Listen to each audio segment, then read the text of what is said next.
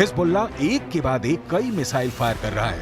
Anti tank missile से उसने Israel के कई अड्डे बहुत ही सटीक हमलों में उड़ा दिए। पहला हमला टावर उड़ गया, दूसरा हमला रेडार तबाह हो गया, तीसरा हमला एक और अड्डा तहस नहस हो गया। ये जगह है लेबनान और इजराइल के बॉर्डर पर शीबा फार्म्स का इलाका, दुनिया के सबसे खतरनाक बॉर्डर्स में से एक।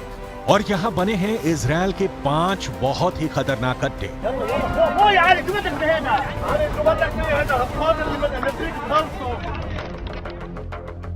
अड्डा नंबर 1, अड्डा नंबर 2, अड्डा नंबर 3, अड्डा नंबर 4, अड्डा नंबर 5।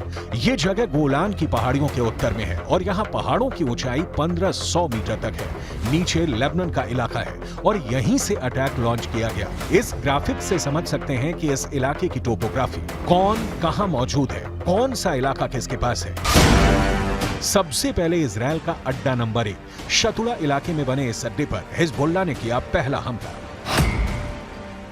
इजराइल का अड्डा नंबर 1 हिजबुल्लाह का पहला टारगेट। हिजबुल्लाह ने कॉर्नेट मिसाइल से अटैक किया जो सीधे जाकर इजराइल का एक टावर उड़ा देती है। हिजबुल्लाह की ये रेंज देखकर इजराइल के कैंप में खलबली सी मच गई है, क्योंकि निशाना भी बिल्कुल सटीक लगा और टावर पूरी तरह तबाह हो गया। इसके बाद टारगेट बना इजराइल का अड्डा नंबर 2। ये भी शतुला इलाके में है और यहाँ हिजबुल्लाह ने किया दूसरा हमला। अड्डा नंबर 2 हिजबुल्लाह का दूसरा टारगेट। इस बार हिजबुल्लाह ने BGM-71 TOW anti tank missile का इस्तेमाल किया। अमेरिका में बनी यह मिसाइल इतनी सटीक है कि इसने ठीक रेडार स्टेशन को तबाह कर दिया।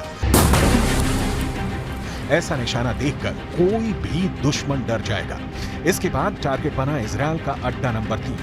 ये भी शतुला इलाके के करीब है और यहां हिजबुल्लाह ने किया तीसरा हमला। अड्डा नंबर 3 हिजबुल्लाह का तीसरा अटैक। इस बार हिजबुल्लाह ने conquers anti tank guided missile fire की।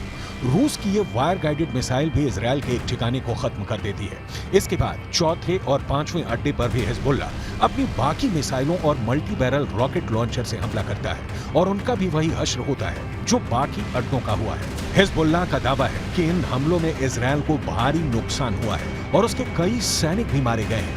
हिजबुल्लाह के ऐसे ही हमलों के बाद इजराइल चुन चुन कर बदला ले रहा है। वो अब हिजबुल्लाह को कोई मौका नहीं देना चाहता। इजराइल लेबनान सीमा के यारीन इलाके में हमारी मौजूदगी है। किस तरह से जो लेबनान के सरहदी गांव हैं वहां पर तबाही के निशान हैं वो देख सकते हैं। ये एक इमारत है जिसको निशाना बनाया गया है। यहाँ पर कोई नज़र नहीं आ रहा, देखिए सिवाय एक बिल्ली के। बिल्ली यहाँ पर नज़र आ रही है और देखिए हाल ही में इस पर अटैक किया गया है, रॉकेट से इस पर अटैक किया गया है। रॉकेट के निशान भी आप यहाँ पर देख सकते हैं। आप तस्वीर देखिए किस तरह से इस बिल्डिंग को निशाना बनाया गया है। इजराइल के जवाबी हमलों को देखकर कोई भी नहीं कहेगा कि इजराइल अब पीछे हटेगा। उसके रास्ते में जो आएगा इजराइल अब उसे मिटाना चाहता है, फिर चाहे वो हिजबुल्लाह हो, सीरिया हो या फिर ईरान।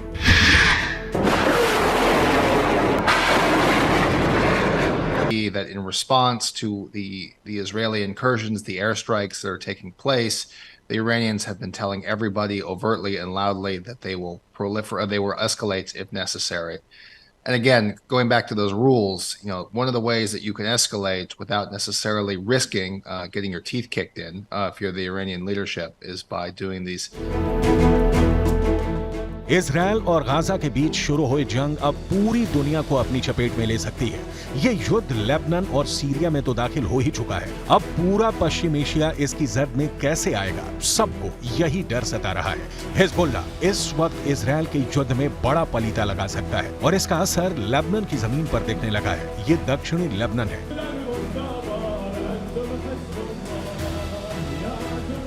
और यहाँ पर इजराइल के हमलों में मारे गए हिजबुल्लाह के लड़ाकों का जनाजा निकल रहा है। साथ में सैकड़ों लोग हैं जो इजरायल से बदला लेने की मांग कर रहे हैं। 7 अक्टूबर को हमास के हमले के बाद लेबनान इजरायल का बॉर्डर भी एक्टिव है। यहाँ पर इजरायल ने जितने भी हमले किए हैं उसमें हिजबुल्लाह के 40 से ज्यादा लड़ाके मारे जा चुके हैं। हिजबुल्लाह वो संगठन है जिसे ईरान से पूरी मदद मिलती है और ईरान हिजबुल्लाह को इजरायल के खिलाफ एक बड़े हथियार के तौर पर इस्तेमाल भी करता आया है। इसलिए अगर हिजबुल्लाह को नुकसान उठाना पड़ रहा है तो समझ लीजिए कि ईरान को भी बड़ा झटका लग रहा है। वैसे नेतन्याहू भी यही चाहते हैं, लेकिन उनकी ये ख्वाहिश अब पश्चिम एशिया को बारूद के ढेर पर बैठा चुकी है।